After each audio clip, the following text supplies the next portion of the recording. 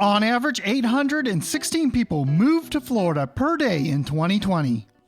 What's going on in Florida to make so many people move there? Today we're going to check out an overview of Florida and the cost of living there, and maybe this will help you to decide if you're going to be one of those 816 people heading to the Sunshine State. Florida is a state with 21.5 million people, making it the third largest state by population. The state's top cities are Jacksonville, Miami, Tampa, and Orlando. The Miami Metro is the largest metro in Florida with 6.1 million people. Florida is in the southeast corner of the United States. Most of it is a peninsula running north to south, but the other notable parts are the Panhandle, situated to the northwest part of the state, and the Florida Keys at the southern tip of the state. Florida holds the title as the flattest state in the United States, and its highest elevation is 345 feet.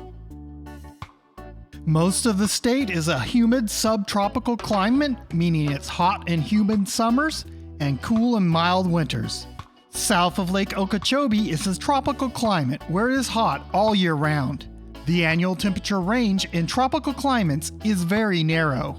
In the peninsula and the Keys, the maximum temperature rarely exceeds 100 degrees Fahrenheit due to the closeness to the Gulf of Mexico and the Atlantic Ocean. Central Florida has the highest number of lightning strikes in the United States. The weather here is perfect for some of our pesky friends. See a pattern here in a collage of Florida backyards? Florida is a mosquito paradise, and to spend time outside, you will need a blockade between you and those little swarming buggers. Florida and Texas have been hit by 83% of Category 4 and higher storms that have struck the United States. Generally, hurricanes are more likely to hit as you head south in Florida. According to NOAA, the southern tip of the state gets a major hurricane about every 14 to 19 years, and the north end of the peninsula battens down its hatches about every 36 to 40 years. The cost of living here is 2.8% more than the national average. Crime rates are slightly higher in Florida than the national average. The University of Florida is ranked 30th in the U.S. by U.S. News. Among the states, Florida is ranked 11th in preschool to grade 12 education. Florida is the largest producer in the United States of citrus fruit, strawberries, watermelons, tomatoes, snap peas, cucumbers, and sugar. Florida also has its own version of Bigfoot called Florida Man. Go check him out online. He's spotted frequently. Florida is ranked number 1 as the most libertarian state, mainly due to its fiscal and personal freedom rankings. There is no income tax here. It is even written into the state constitution.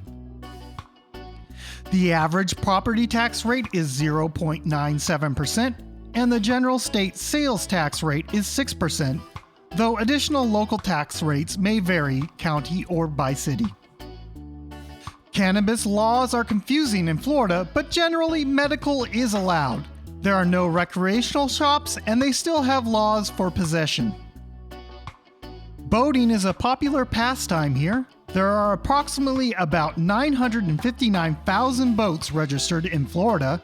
They have hundreds of miles of protected waterways, including the Okeechobee Waterway, where you can go from the Gulf Coast to the Atlantic Coast through the middle of the state.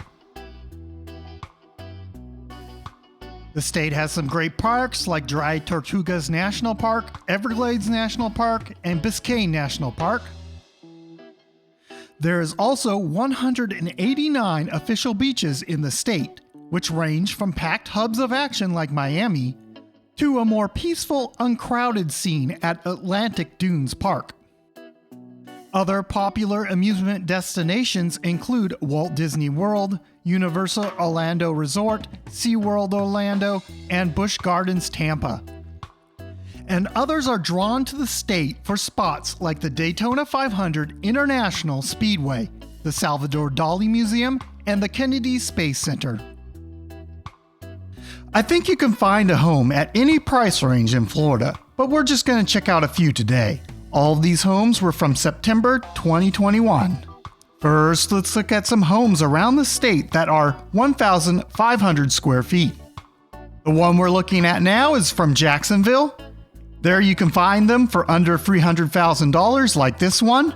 If you were looking for something cheaper, you could look in the Panhandle area. There you can find nice ones at this size for around $200,000. In the Orlando area, you'll find them a bit more expensive, but under $400,000. Orlando's in the middle of the state, conveniently close to everything.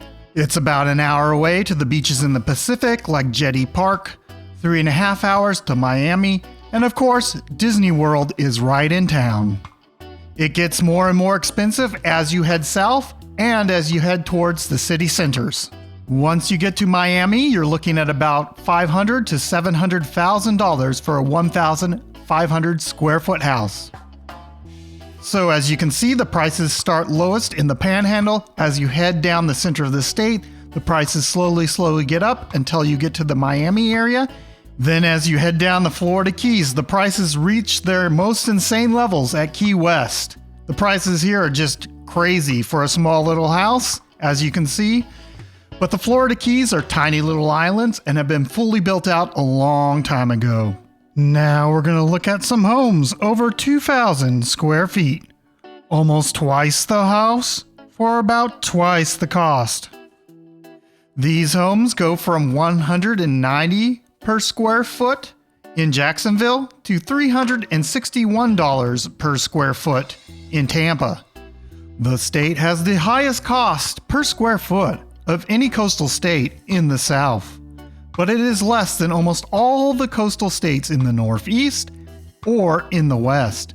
Delaware was the only exception to this, coming in cheaper than Florida.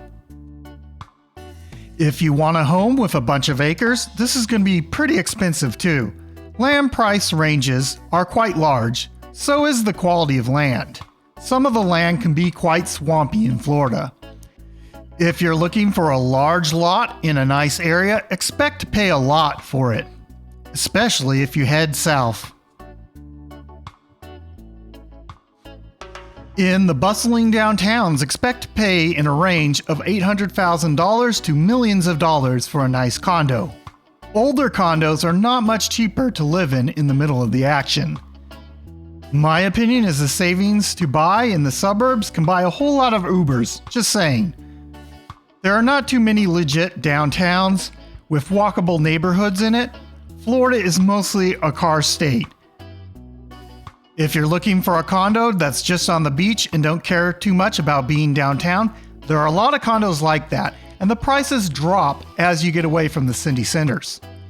If you're browsing prices online, be aware there are a lot of fractional ownerships listed. So don't get too excited when you see a great price. Make sure you read the details.